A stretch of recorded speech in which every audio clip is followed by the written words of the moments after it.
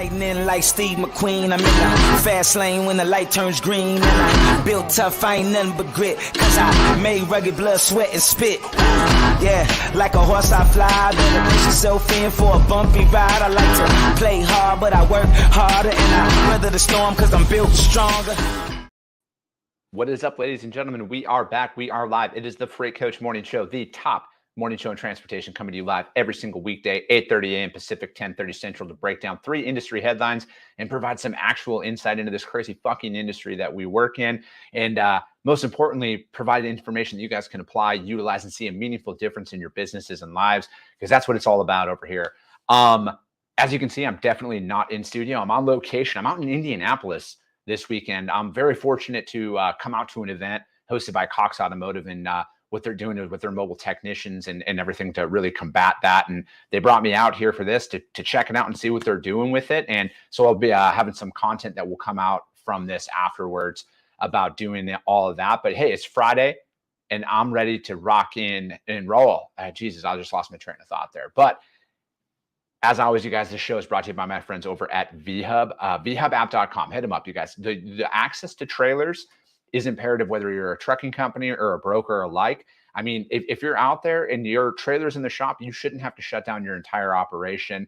And then furthermore, if you're a broker, you need to have new solutions and creative solutions to bring to your customers so you can actually get some of, create a drop trailer and everything out there to just stand out in the crowd. I mean, right now, I'm convinced of this, you guys. The next 6 to 8 months is going to be the greatest market opportunity for you as a freight broker to get out there. And what they can see, and sorry if my screen, I'm going to try and jump up and share my screen here. I'm where they have the repositionings right now that we're looking. Domestic US, what we have here is out in Paragould, Arkansas, going up to Orting, Washington, which is just outside of Tacoma. And as you can see, you get paid $15.50 to do this, you guys. And furthermore, over in Glade Spring, Virginia, same thing. You get paid $15.50 to move this up there. And this is on top of the revenue that you get when you put freight in the back of that. So this is a great way to help offset some of these astronomical fuel prices that we're seeing right now.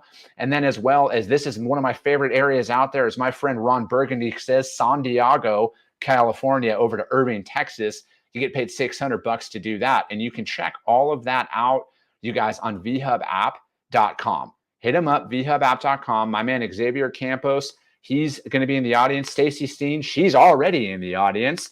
She's and yeah, hit them up, you guys, to see what they can do for you. Also, they have some chassis available over in the GTA in Toronto as well, looking to stay in intra-Canada as well. But again, hit them up, you guys, vhubapp.com. Let them know that the Freight Coach sent you. And now I got a very special guest for you guys, my really good friend, the Italian Stallion, A-Train, a.k.a. Anthony Petit. What's up, brother? How are you? I'm doing well. How are you, Chris? Oh, dude, I can't complain. Hotel living this weekend, but it's fine, man. I love getting out and just experiencing every facet of this industry. Like, one of my buddies, really good friend of mine, he's been a diesel mechanic for 15, 16 years now. And we were just talking the other day about the technician shortage that's out there. And that's one that isn't really talked about a lot at all. It seems that, again, it's like, whether I don't think there's a driver shortage, but like, that's what you hear a lot. And frankly, at the end of the day, that's like, if there's no technicians to serve, like, it's all an ecosystem of like, there's no one job that's more important than the next. But I think that if there's an area of emphasis, I would say technicians and drivers are probably the first two of importance in this industry. 100%. Yeah. I mean, it's so interesting to hear what's going on in the industry right now, right? Yeah. Last week you had a conversation with my dear friend as well, Matthew Leffler, and he's probably one of the smartest guys in this industry, right? And just having that background as an attorney, I mean, he's just able to pick apart like different cases and really talk through them with honestly, and I humble myself because things that I don't know about. Even though he knows about those specific breakdowns, doesn't mean I obviously have to agree with them, right? So, I was listening to it and I was like, okay, this is a very interesting issue. It's big. I was actually in California last week and I saw people on the side of the road just protesting. Like, people are pissed about this. So we could talk about my opinion, or we don't have to, but it's interesting what's going on right now in this industry. It's between AB5, it's this zero emissions now. Now they're pushing for EVs in the US and Canada. So it's a very interesting time period for all of us. Yeah, dude, absolutely. And before we get it, I got to get some shout outs here, man. The comments are blowing up. Vitaly Becker, he's up there in the GTA right now. Stacy Steen, hit her up, you guys. She's the one over at VHub. She's ready for you. Kyle Provost, he's my brother and my business partner. Good to see you. Let me see here. Matt, good morning, sir. Matt Knotts, good morning. Brian Williams, what's up, man? Tammy, what's going on? Happy Friday. Let me see here. Rick Wooten, happy Friday as well. Vitaly dropping the maple leaf up there. Teresa Lopez, good morning. Thank you for joining. Brad Reinhardt. Fucking Brad's one of my favorite people. He truly, he's fucking hilarious. I love that guy. Tim Breckenridge, what's up, brother? Carl Stiers, excuse me. Good morning. Xavier Campos, hit him up as well. He's with VHub. Mark Groves, good to see you. Let me see. Breakfast beers. Yeah, man. Not today for me. No breakfast beers yet, but you never know. Michelle, good to see you. Good to hear from you again. Yeah, dude. So what? You're right. Because it's like I don't like Matt and I didn't agree on the AB5 portion of things, and that's fine. But it's also needing to hear other sides of the perspective. And it's like we're talking about EVs, for example, right now, and how there's obviously with the current administration that's in office, there's a big push for green energy and everything else. But it's like, again, I want to breathe cleaner air too. I think we all do at the end of the day, but our power grid can barely sustain at its current levels. And especially in the state of California where they have fucking rolling blackouts, how are you going to throw an electric truck, power grid on there? And it's like, fuck, man, they can't even charge the cars out there. It's wild. It's wild to see. And I think again, it's just being pushed. But I think the reality is we're a lot farther away from a lot of these things actually happening. Our infrastructure does not support driverless technology yet, especially with semis. And then furthermore, with the batteries and everything else, they want to sit here and say oh, it's cleaner, but how is that mined? What kind of carbon footprint does it take to get the lithium to make these batteries? That's not talked about. And it's if you go out there and look at something deeper than some of these surface level headlines that are out there, the carbon footprint is almost just as bad, if not worse, than what it is in its current state. So I don't understand. I mean, what's your perspective on this stuff, man? Because that's the first article today is from FreightWaves, and it's U.S. and Canadian initiatives aims to accelerate transition to zero emission trucks. And it goes on to say that we're moving to a greener future and everything else. And it lays out I think this was a good article overall. It had a lot of good information in there. But again, it's just where's the real benefit here? Because you see conflicting reports all the time on, is it actually going to make the environment better or not? Yeah, you know what? It is such an interesting conversation because there's two sides to this, just like politics are, right, in the United States. And unfortunately, it really is. It becomes a Democratic issue or a Republican issue, and everybody's fighting for what the right answer is. I don't think there is a right answer, frankly. I really don't know. It's so touchy. I'm always trying to figure out different ways that I could answer the question, but I'm hey, you know what? I don't even care anymore. I'm just going to be flat out honest. What I think that's going on right now in the industry is that you have, the current administration. I'm sorry, Biden has his hands dipped in the lithium in China. So this is an opportunity for him to make money, right? It's a kickback for him. He's going to get his commission. So he wants to push the EVs. So now you got cars, Ford just released an article saying that 25% of their vehicles in 2023 are going to be electric. Isn't it funny though how you only see those articles when certain administrations are in office? And now I want to be clear about the establishment is just as guilty on the other side as well here. I'm not, but it's funny how that you didn't see those ads when Trump was in office, at all. And now it's just but that's the thing though, man, is it's just it's such a here's my thing. Like there is the only right answer is not mandating people that they have to do something. Let them decide on their own. I guess that's what I thought freedom was. It's a freedom to fucking choose to do whatever the fuck I want, not have a government tell me you have to drive an electric vehicle. Fuck that. Like I think that almost creates more resistance than not, and it's just like with there's just so many different things that we can go down to. Sorry, I know I cut you off there. I'm just no. Hey, I want to hear on both sides, both of our perspectives. I think we align a lot in the same ideologies and policies and beliefs and thinking. So at least we're in tune in that regard. But no, kind of going back to my point, and your point actually, rather, it's the narrative of the administration right now. The narrative is to force, right? Everybody thinks it's like, no, we're going to slowly trickle into EVs. No, we're forced to move into EVs. We're forced to have $7 for fuel or $5 on average across, or $5.30 for diesel across. That's forced. That's not, we have the ability as a country to say, hey, we have an Alaskan pipeline that we can turn on tomorrow. Yeah. And that's going to last 100 years. We're forced to move into the electric space. Now, there are certainly going to be, and this is the other side of the narrative, there's certainly going to be pros on that side, right? Like maybe it is essentially going to save the world and essentially going to bring down pollution. We can breathe cleaner air because that's all what we want to do. Sometimes I go out in big cities and it's like, I can't even breathe. Like I have asthma myself. I'm on the phone. I'm sorry. Thank you. Okay. Hey, look at that. We're getting interrupted already by Bates. I know. That's funny. See, you guys, like, it's just, this is why we don't rehearse these things. Nothing's perfect in life. We're rolling with it. No, this makes the show even better when you. I know, right? Creates more challenges and obstacles to get to face. Dude, that's exactly it, man. Right. But no, I mean, I'm right there with you. It's just like I don't understand it. And to Lorena's point here, so many regulations and obstacles just for business and independence. But I guess the beaches are worth it. Sarcasm, love that.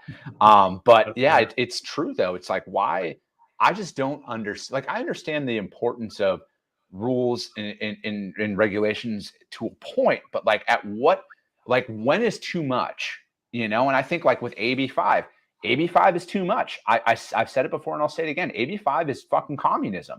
You are literally removing somebody's right to work in how they want to.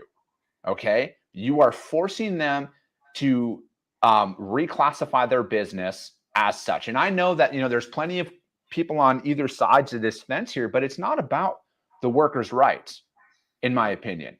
It never has been. It's about follow the money. That's all it is, because it's like, take it for how you want. But when the person who writes that bill is now employed by the union who will benefit from it, that's a fucking problem to me. Who gained from that? Not the worker. All right. And that's my big thing with that. But it's the same thing with the EV push and everything else. It's just politics at its finest at the expense of the everyday person. And that's where I think it's a fucking issue. It's at our expense. They're not going to have to fucking worry about that. The people who are writing these laws, they're not going to fucking worry about any of this shit. We have to worry about it. Yep. Oh, absolutely. My biggest thing is when I read articles now is I read the fine print. So I'll say it again, read the fine print. Most articles, it's all fluff, but there's small injections in there that you can read. And if you read the fine print, you really would know what everything is about. Just like you said, AB5, read the fine print. Is it really about helping to, decrease liability in the industry or liability for drivers in California? It's not about that. It's about having them to go ahead and purchase an LLC, purchase the LLC from the IRS or the government. Okay, so who gets kickbacks on that? The state of California will get a kickback on that. The federal government will get a kickback on that. The union will get a kickback on that. It's all about them making money, just as you stated. So it's about reading the fine print, because all the rest of it is fluff. The whole bill is fluff. Yes. If you take out the small fine print, it basically says trucker has to abide by these rules. This is a regulation. They must purchase an LLC. These are all these forced words. If you just take out all the fluff, it's almost like, like those movies where you see like all the CIA redactive, right? So it's been redacted, right? It's been redacted. If you take all the small words out, you can actually see what the real stuff is. So it's just such a interesting world that we live in. Yeah. Now to Kyle's point here, that's exactly it. They tax a lot. They take a lot more tax revenue from a W-2 than a 1099. Mm-hmm. And yeah, man, it's and as always, to Anthony's point, and what I say every day is I put the links to all of these articles in the show notes for the YouTube channel, The Freight Coach, as well as the Coffee with the Freight Coach audio only replay. Do your own research on all this, you guys. It's imperative. I don't care if you vehemently disagree with me on everything. I want you to research this stuff and formulate your own opinion first and foremost on a lot of this. And TJ's in the audience dropping some nuggets here. Appreciate it, brother. Brian, yeah, man. I'm trying to get this all up and running with some merch here, but I don't know. I feel bad I don't want to sell it. I just like giving shit away. So we'll have to worry about that here in a little bit. Matthew Kane, TGIF as well. Yeah, so the next article is from FreightWaves as well. As DC Appeals Court denies drivers hours of service challenge. And a safety group calls the judge's reasoning a wake-up call for the FMCSA. And that they successfully defended changes to the trucking hours of service regulations enacted 2 years ago against a challenge from safety groups and Teamsters unions, alleging the changes increase crash risks and makes the road less safe. Advocates for the highway safety, Parents Against Tired Truckers, argue that the FMCSA's final rule issued in May 2020 incorporated 4 hours of service changes that were arbitrary and capricious because it failed to address safety and driver health effects. In siding with the FMCSA defense short haul exemption specifically, the court ruled that while the administration's reasoning was underwhelming, in certain respects, it gets across the arbitrary and capricious line. 3 judges sitting on the United States, blah, blah, blah. All right, here we go. In its 43-page decision, the appeals courts addressed each petitioner's arguments for vacating the changes made by the FMCSA, which the agency asserted provided increased flexibility for drivers and trucking companies and how the agency was to defend them. And the court also did note that the view of the petitioners regarding the 30-minute rest break change, that the FMCSA failed to address the cumulative fatigue that arises when a driver works a 14-hour day with only working breaks from driving and no off-duty time to rest. The new rule, they explain, effectively increases the long-haul drivers' already long working duty day by an additional 30 minutes. What's your takeaway from this, man? I mean, I can just go back to my fine print comment. What's so interesting? I'm just going to come out and say it because let's say it. Parent, but I honestly feel like there's a conspiracy going on. Why are we when truck drivers' lives are already so, or let me put it this way, when lives of truck drivers are already so difficult and challenging, why make it harder? So we have AB5 that just took effect a couple of weeks ago. Yeah. Even if people say, well, it's been around for years, and this is okay, all right. It's actually taken effect a couple of weeks ago, and now you have this, and then you have this drive for emissions. For me, it honestly sounds like they're trying to push drivers out so they can push autonomous vehicles in. Yeah, dude, I have a very hard time arguing that, because again, it's like they're trying to think of the best way to articulate this, because we shouldn't be making it even harder. And I think a lot of these things are, and I'm not saying, it's the same thing with the speed limiter mandate and everything else. I want to preserve human lives. I appreciate human life, but I also don't feel like you have to punish the many to try and protect the few, because this is a harsh reality for some people to accept. People are going to fucking break the law no matter what. They're going to fucking do it no matter what. The egregious offenders of all of these things, it doesn't matter what fucking law or mandate you put out there, they're going to continue to break it. You know how e-logs were supposed to be the end all be all? Guess what? There's fucking workarounds in e-logs. All right. You can reprogram those motherfuckers.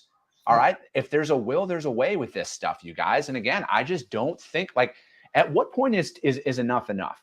When you overregulate somebody so much that they can't even do their fucking job, what do you think is the after effects? And then, of course, the what won't be talked about though is how that deters people from coming into this industry. Like, why the fuck would I want to go and do this for, whatever amount of money in a year, and I can't even use the fucking bathroom at a place, and then, oh wait, I have to have Big Brother monitoring me. I want, like, this sounds fucking bad because with me saying this, like, I don't want a camera on me 24/7 either, which I know I have a lot of fucking camera on me and stuff like that. But I just think that we need to start treating the actual core issues and stop throwing solutions at symptoms. All right. And over-regulating somebody from doing their job is never going to be the answer. All right. And it's always easy for lobbying groups and everything else to sit on the sidelines when it doesn't directly fucking affect them. But I guarantee if you talk to actual drivers, owner operators, and everything else, again, I'm not one. I can't speak from my own personal experience in this, but the drivers that I do speak with are fucking sick and tired of all the regulations. Like, I have family members, you guys, who still actively drive trucks. All right. I speak with them frequently. One of my family members says I have to log into 6 different devices before I can even pop it in first fucking gear. Think about that. No, it's awful, and that's where it comes back to my thought. I believe that the overregulation is forcing these drivers out. They want to push these truckers out, and they want to put autonomous vehicles in. And I'm sorry, the EV push is the same thing.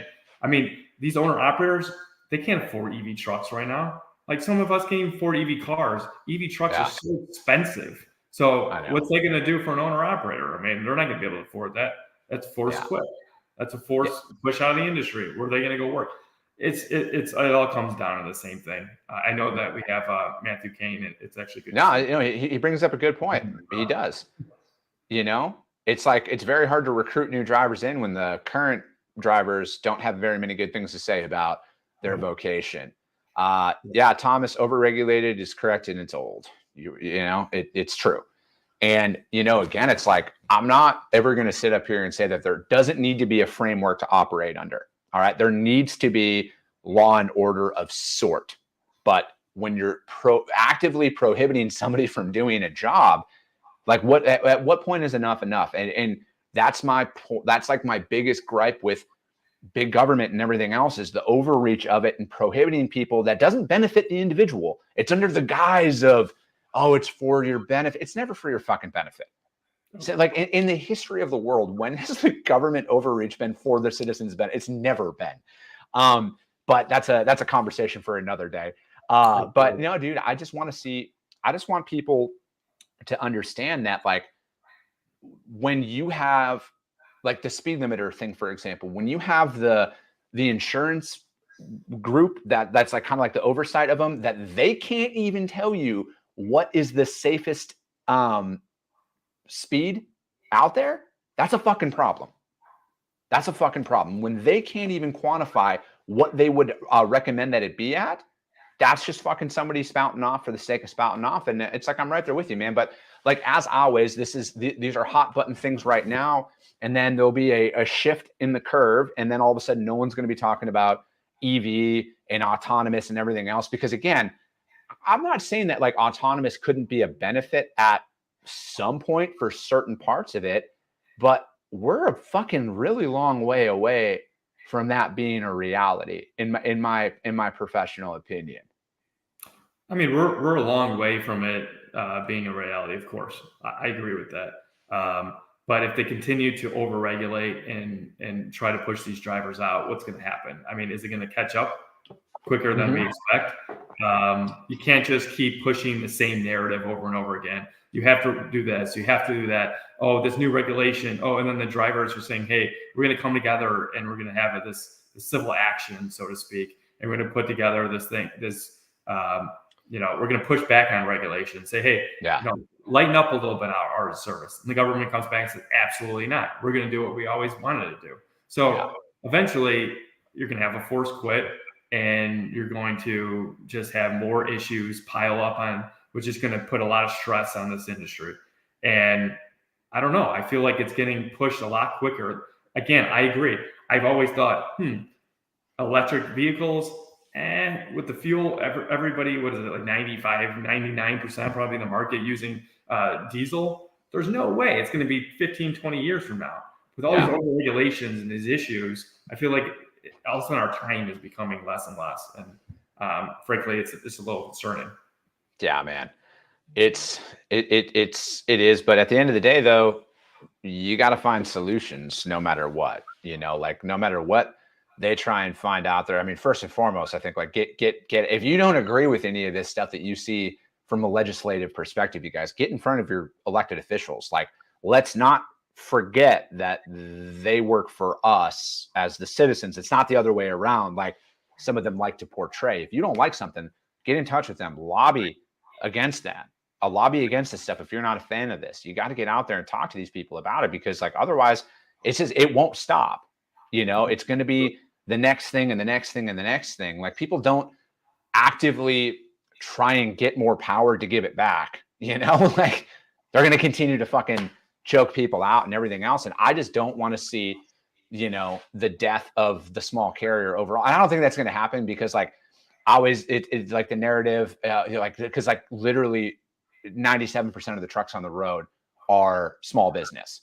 That's not just going to change overnight or anything like that. But again, it's the slowly suffocation of it all, and that's what you got to stand up and stop, because otherwise it's just going to be another cycle of the same bullshit and everything else, and a bunch of, yeah, man.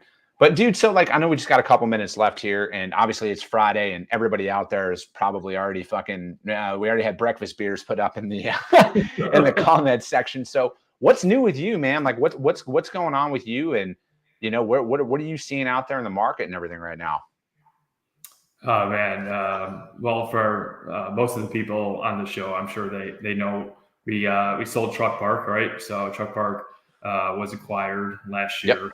And it's been an interesting route for us, because obviously that was our baby. So we've certainly kind of gave our baby away, so to speak. But at the same time, and in about 1 to 5 years from now, I'm going to be back in the market, and I'm going to be doing great things for truck parking, and I'm really interested in that, because that's something I'm very passionate about. But what I see in the market right now, I see the market honestly going towards the software side, right? So I'm actually working now. I'm heading strategy and growth at a company called Zoom. They're based in Irvine, California, and they're doing a lot of great stuff. They've literally taken a freight brokerage image, and I wouldn't say fully sunsetted it, but they're creating software, they're creating technology. They're literally supply chain in a box is the best way to put it. Okay. And I believe it's the future of logistics. I believe the way to have shippers, brokers, and carriers systematically and collaboratively working with each other across the entire supply chain is the future. They have a digital freight marketplace that's load matching. They have they've built their own proprietary TMS systems to work to coexist in the same platform, and you're able to, as a carrier, able to upload documentation. They've built a proprietary DocuSign, so they're really taking the fragmentation which is in the industry, and they're bringing it together, and they're defragmenting it. They're democratizing freight. They are they really have a good handle on this, right? They're running a lot of shipments through their platform.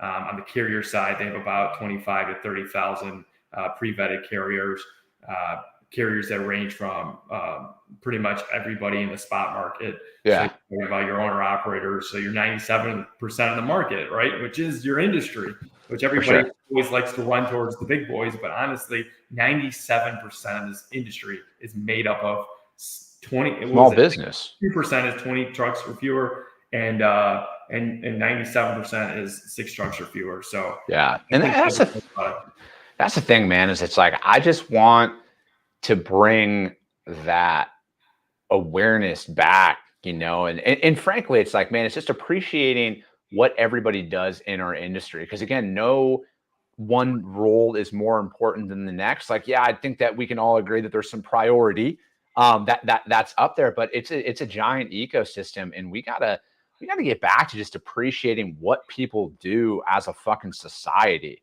You know, like, man, like the blue collar, especially trucking, is the backbone of this fucking country. You know, we're the hardworking men and women that are out there busting their ass day in and day out to put food on your family. Like, when's the last time you like looked at you're driven by a cornfield and you're like, man, there's a farmer out there busting their ass to put food on my plate, you know? And it's like, it's just that bringing that sense of community back, man. That's what I want to see. Like, I just want to see us focus back on what's more important. And that is that, you know, helping people live their American dream. You know, people come here from all parts of the world for a sliver of an opportunity of what we have here. And we got to preserve that. We can't let anybody fucking come in and tell us how we got to, like, you know, my philosophy on a lot of things, man, is I'm freedom over everything. My version of freedom might look different than somebody else's, but I don't want anybody to ever lose that right or have anybody prohibit them from living their life the way that they see fit. And, you know, and taking away, and, you know, because a lot of the shit that's out there right now, I think is just an absolute assault on small business. And as a small business owner myself, and you were a small business owner yourself as well, it's disheartening. But at the end of the day, man, collectively in numbers, we're a lot fucking larger than we think. Singularly, we're not. But when we all band together and actually remind these suits who the fuck is actually in charge, it's us as the people. And we got to, you know, if you don't like something, lobby, you know, get in touch with this, do something about it. You know, we got to protect it. We got to protect it for the future generations. Like, it's not like Anthony, guys like us, you know, and girls like us that are in our age, like, it's on us now. It's not on our fucking parents. It's on us to do something about it. And, you know, I just want to see everybody having that opportunity to live out their American dream, just like I get to every fucking day. So, well, hey, that's it for today, man. How does anybody reach out to you? I know you're, you know, put your shit out there, man. Yeah, you can just get a hold of me through LinkedIn now. There's nothing, I don't really have a website just yet. I want to definitely put together a website to make my contact information a little bit easier to reach, but just message me, give me a DM. I'm always very interested to talk with people. And then, yeah, if you reach out, I'm certainly also interested in jumping on a phone call. That's what I've been doing a lot. It's just jumping on a phone call and talking to everybody. I like to learn, so that's my biggest thing. Yeah, his Instagram handle's Italian Stallion as well. He won't tell you that. I'm just kidding. But hey, that's it for today, you guys.